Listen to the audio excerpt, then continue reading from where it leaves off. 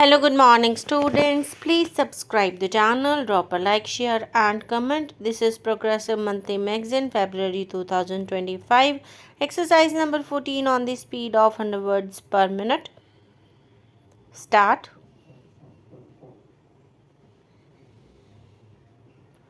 It is the essence of the matter that you know the work you are doing, and that is a very noble work, the work of transmission of the old culture to the new generation.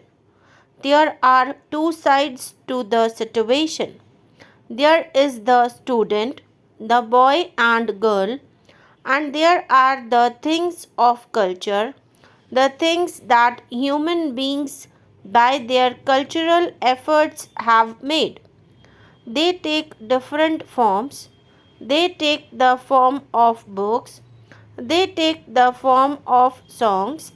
They take the form of buildings. They take the form of places. They take all sorts of forms. What forms would suit a particular boy is more than the boy immediately knows. It is your business to find out. It is your business to expose him to the various facets of the culture, which is his culture and from which only he can be educated, and see which part of the culture appeals to him more, for which part has he understanding, for which part has he a flair, and make use of that part in order to develop him. The rest can come as information because life imparts the information, but in order to build up, you have to harness his inclinations to the good of culture, which are incorporations of those learnings. And when you bring them together, the child begins to grow. The child begins to grow on those goods of culture by understanding them, by adding on to them, by amending them, by changing them, by appreciating them. He also becomes a cultured human being, and a cultured human being is the end of educational effort. What I am saying is easily said, is difficult to do, and I want you to do the difficult thing. Don't be satisfied with the easy things. The easy thing is usually wrong, and in a process as complicated as education, the easy thing is more often than not wrong.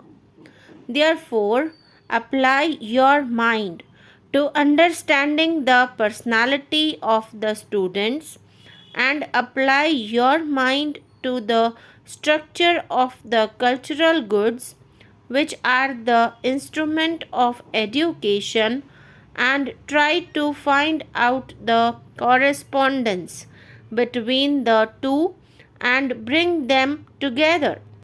You have to awaken this consciousness in him also, so that he approaches his problem as I am requesting you to approach yours. If that is done, education would a different thing. It was mainly on account of this view of education that I was at a certain time responsible for advocating the scheme of basic education. I have been called the father of basic education. It is not a very proud thing to be a father of stillborn child, but in any case one does one's best. Basic education, in my opinion, has not had a fair trial. Once at a conference, I said basic education failed, and people who are against basic education were overjoyed and said this man, who is supposed to be the author of basic education, confesses that basic education has failed. Therefore, basic education is wrong. I never meant that. Basic education, in my opinion, is not wrong, and sooner or later, our country will have to come to basic education, and I believe that it will come sooner rather than later. The education that we had been giving, with which we are accustomed, this education cuts off the education from the life of the people.